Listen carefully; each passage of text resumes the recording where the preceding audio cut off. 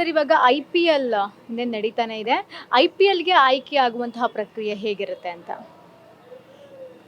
I P ಎಲ್ಗೆ ಆಗೋದು ಅಂದರೆ 3 different ways ಅಂದ್ಕೊಳ್ಳಿ. ಒಂದು ಆ್ಯಕ್ಚುಲಾಗಿ ಏನು ನೀವು ಡೊಮೆಸ್ಟಿಕ್ ಕ್ರಿಕೆಟ್ರು ರಂಜಿ ಟ್ರೋಫಿಗೆ ಲೆವೆಲಲ್ಲಿ ಆಡ್ತಾಯಿದ್ದೀರಾ, ನೋಟಿಸ್ ಪ್ಲೇಯರು, ಅಂದರೆ ಇಂಡಿಯಾ ಅಂಡರ್-19 ಆಡಿದ್ದೀರಾ, ಎಲ್ರಿಗೂ ಗೊತ್ತಿರುತ್ತೆ. So will be popular player. Again you go for ಆಕ್ಷನ್ಗೆ ಹೋಗುತ್ತೆ.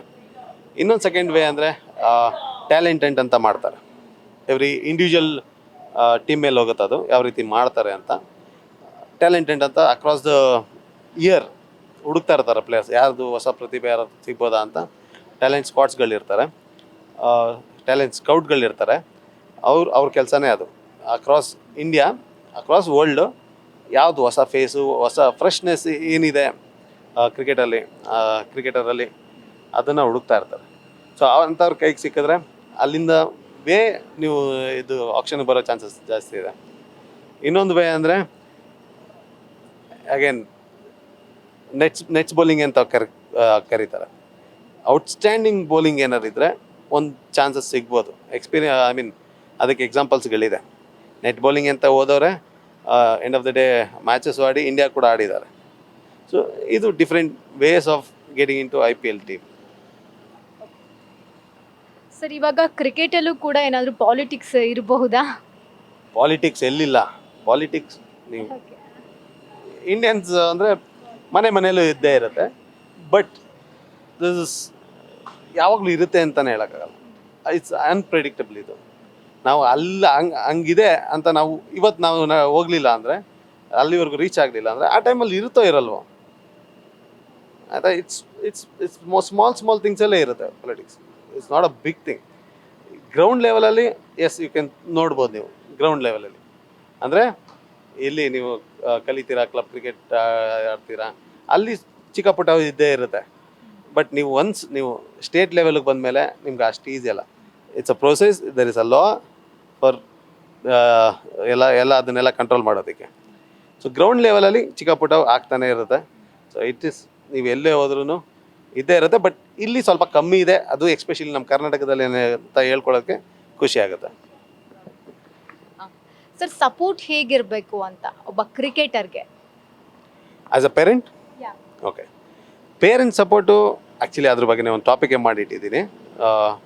ಇದೆ second third episode 0 to India ಸೀರೀಸಲ್ಲಿ ಒಂದು ಪೇರೆಂಟ್ ಸಪೋರ್ಟ್ ಹೇಗಿರಬೇಕು ಅಂತ. ಈಗ ಪೇರೆಂಟ್ಸ್ಗಳು started realising, especially women's cricket. So ಮುಂಚೆ ಎಲ್ಲ ಬರೀ ಯಾವಾಗಲೂ ಡೌಟಲ್ಲೇ ಇರ್ತಿತ್ತು, ಅಷ್ಟು ಈಸಿ ಅಲ್ಲ ಮಾಡ್ತಿರೋದಕ್ಕೆ. ಈಗ ಪೇರೆಂಟ್ಸ್ ಕೂಡ ಒಂದು ಜನ್ರೇಷನ್, ಈಗ ಮೆಚ್ಯೂರ್ಡ್ ಜನ್ರೇಷನ್ಸ್ ಇರೋದು ಈಗಿನ ಪೇರೆಂಟ್ಗಳು.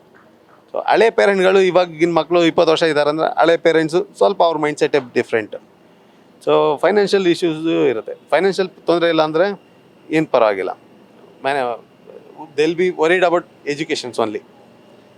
ಮಕ್ಕಳು ನನಗೆ ತುಂಬ ಜನ ಫೋನ್ ಮಾಡಿ ಏನು ಕೇಳೋದು, ನಮ್ಮ ಪೇರೆಂಟ್ಸು ನಮಗೆ ಸಪೋರ್ಟ್ ಮಾಡೋದಿಲ್ಲ, ಇದು ಮಾಡ್ತಾರೆ. ನಾನು ಹೇಳೋದು ಅಷ್ಟೇ, ನೀನು ಚೆನ್ನಾಗಿ ಓದು, 1 ವರ್ಷ ಚೆನ್ನಾಗಿ ಓದು, ಬೇಕಾದ್ರೆ ನೀನು ಚಾಲೆಂಜ್ ಮಾಡು ಅಮ್ಮ ಅಪ್ಪ, ಅಥವಾ ಈ ವರ್ಷ ನಾನು 80% ತೆಗೆದ್ರೆ ನೀವು ನನಗೆ ಅಟ್ಲೀಸ್ಟ್ ಕ್ರಿಕೆಟ್ಗಳಲ್ಲಿ ಚಾನ್ಸ್ ಕೊಡ್ತೀರಾ ನನಗೆ ಕಲಿಯೋದಕ್ಕೆ ಅಂತ. ಆ ಥರ ಚಾಲೆಂಜ್ ಮಾಡಿ. ಆ ಥರ ಅವ್ರ ಒಂದೇ ಕನ್ಸರ್ನ್ ಇರುತ್ತೆ, ಎಜುಕೇಷನ್ ಹಾಳಾಗುತ್ತೆ, ಎಜುಕೇಷನ್ ಡ್ರಾಪ್ ಆಗುತ್ತೆ ಅನ್ನೋದೊಂದು ಭಯ ಅವ್ರಿಗೆ ತುಂಬ ಇರುತ್ತೆ. ಸೊ ಆ ರೀತಿ ನೀವು ನಿಮ್ಮ ಕೋರ್ಡಿನೇಷನ್ ನಿಮ್ಮ ಪೇರೆಂಟ್ ಜೊತೆ ಆ ಥರ ಇರಬೇಕಾಗುತ್ತೆ. ಹಾಗೆ ಪೇರೆಂಟಾಗಿ ಆಬ್ವಿಯಸ್ಲಿ ಎಲ್ಲ ಪೇರೆಂಟ್ಗಳು ಅವ್ರ ಮಕ್ಕಳು ಸಕ್ಸೀಡ್ ಆಗಬೇಕು, ಎಕ್ಸೆಲ್ ಆಗಬೇಕು ಅಂತಲೇ ಇರುತ್ತೆ. ಓಕೆ, ಹಾಗಾಗಿ ಅವರು ಯೋಚನೆ ಮಾಡ್ತಾರೆ. So they're also matured.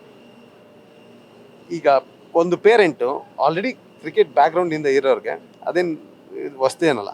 ಯಾರು ಹೊಸ ಪೇರೆಂಟು ಕ್ರಿಕೆಟ್ ಬ್ಯಾಕ್ಗ್ರೌಂಡಲ್ಲಿ ಇಲ್ಲ ಅಂದರೆ ಅವ್ರಿಗೆ ಇವೆಲ್ಲ ಕಾಡುವಂಥದ್ದು. ಸೊ ಅವರ ಸಪೋರ್ಟು ನೀವು ನಿಮ್ಮ ಕೈಯಲ್ಲಿ ಅಫೋರ್ಡ್ ಮಾಡೋಕ್ಕಾದರೆ, ನೀವು ಕ್ರಿಕೆಟ್ ಕೋಚಿಂಗ್ ಅಫೋರ್ಡ್ ಮಾಡೋಕ್ಕಾಗ ಖಂಡಿತ ಮಾಡಿ. ಒಂದು ಚಾನ್ಸ್ ಕೊಡಿ ಅವ್ರಿಗೆ. ಲೈಫಲ್ಲಿ ಏನೋ ಟ್ರೈ ಮಾಡಬೇಕು ಅಂತ ಇದ್ದಾರೆ, ಒಂದು ಅಟೆಂಪ್ಟ್ ಮಾಡಲಿ. It's definitely better than playing video games in the phone cost 20,000 above, but cricket coaching starts from 20,000 per year starts from. So it's totally individual. ಹಂಗಂತ ಬನ್ನಿ ಎಲ್ಲ ಪೇರೆಂಟು ಕ್ರಿಕೆಟ್ ಕೋಚಿಂಗ್ ಹಾಕಿ ಆ ಥರ ಅಲ್ಲ. Any sports hockey, that matter. ಮಕ್ಕಳು ಏನು ಸ್ಪೋರ್ಟ್ಸಲ್ಲಿ ಏನು ಆ್ಯಕ್ಟಿವ್ ಆಗಿ ಇರಬೇಕು ಅಂತ ಇದ್ದಾರೆ ಆ ಸ್ಪೋರ್ಟ್ಸಲ್ಲಿ ಹಾಕಿ. ಎಲ್ಲೋ ಒಂದು ಕಡೆ ಬ್ಯುಸಿ ಇರಲಿ. ಈಗಿನ ಇದರಲ್ಲಿ ಬ್ಯುಸಿ ಇಲ್ಲ ಅಂದರೆ it's will become a victim of some other thing. You have to be busy. ಈಗ ಈಗಿನ ಮಕ್ಕಳು ತುಂಬ ಇಂಪಾರ್ಟೆಂಟ್ ಆಗಿ ಇದನ್ನು ತಿಳಿಸ್ಲೇಬೇಕು. ತುಂಬ ಜನಕ್ಕೆ ಏನು ಗೊತ್ತಿಲ್ಲ ಅಂದರೆ, apart from educated people are ಸ್ವಲ್ಪ ನಮ್ಮ ಹಳ್ಳಿ ಕಡೆ ಆದ್ರೂ ಈ ಕ್ರಿಕೆಟ್ ಅಂದರೆ ಕಂಪ್ಲೀಟ್ ಎಜುಕೇಷನ್ ಎಲ್ಲ ಬಿಟ್ಟು ಬರೀ 24 hours ಕ್ರಿಕೆಟ್ ಮಾಡ್ತಾ ಇರಬೇಕು ಅಂತ ಇಲ್ಲ. ಯಾರೂ ಮಾಡಲ್ಲ ಆ ಥರ. ತುಂಬ ರೇರ್ ಕೇಸಸ್ ಇರ್ಬೋದು ಅಷ್ಟೇ, ಬಟ್ ಎಲ್ರಿಗೂ ಅದು ಅಪ್ಲೈ ಆಗಲ್ಲ. ಎಲ್ಲ ಏನು ಮಾಡ್ತಾರೆ ಅಂದರೆ ಬೆಳಿಗ್ಗೆ ಕ್ರಿಕೆಟ್ ಕೋಚಿಂಗ್ ಹೋಗ್ತಾರೆ, ಫಿಟ್ನೆಸ್ ಇರುತ್ತೆ, ಮುಗಿಸ್ತಾರೆ, ಇಮಿಡಿಯೇಟಾಗಿ ಸ್ಕೂಲ್ ಹೋಗ್ತಾರೆ, ಸ್ಕೂಲ್ ಮುಗಿಸ್ಕೋತಾರೆ, ಮತ್ತೆ ಈವ್ನಿಂಗ್ ಫಿಟ್ನೆಸ್ ಅಥವಾ ಕ್ರಿಕೆಟ್ ಕೋಚಿಂಗ್ ಇರುತ್ತೆ.